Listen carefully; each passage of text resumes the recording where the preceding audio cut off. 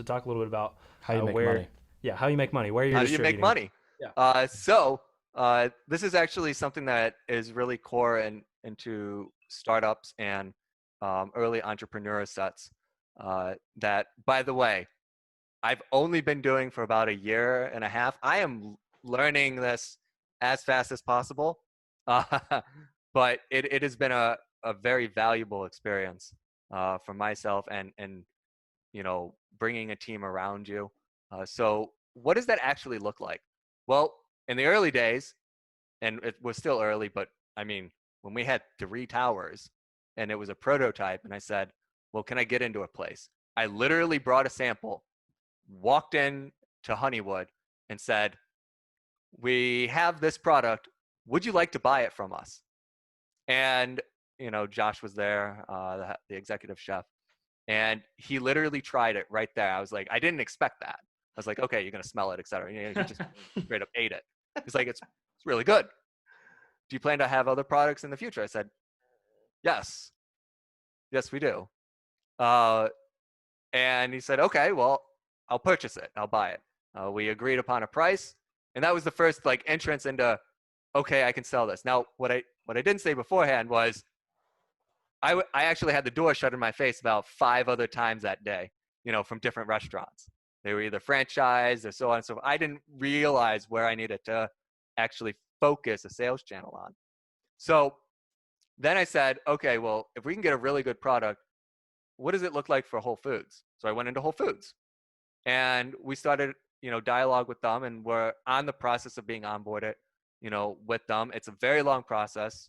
Now it's not as easy as it was before, but, long cycle, and they very much like what we're doing, and the quality of the product has been shown around. So we're very optimistic moving forward that we can, close that deal. That would look like, as they told me, we'd just max out what you can produce. I'm like, okay, whatever that means to us at that point, sure. We're like, well, we know you can produce something, so we'll just take it all. And I was like, okay, uh, it's nice to have somebody like that. And then it's cold calling, like when you get into the bare bones Oh yeah. feeling of sales, that gut wrenching, oh, do I Yeah. really like to do this? I actually called, Castellini. I called Robinson Fresh. I called Papanias. I called Horton Fruit Company. Horton Fruit Company, actually, we had a good reception. I had a meeting with the executives there. They're interested in leafy greens from us and carrying an herb line. Robinson Fresh, same thing. We actually have a list of 3 different things that we have to complete to finish, these sales cycle with them. And that, the first thing that they're looking for is, they told me, well, we only deal things in truckloads. And I was like, Great. how much is a truckload? 20,000 pounds. Uh, how often? Every week. Yeah. We can do that. Um, Now, obviously, we would scale up, and we ironed out details, etc.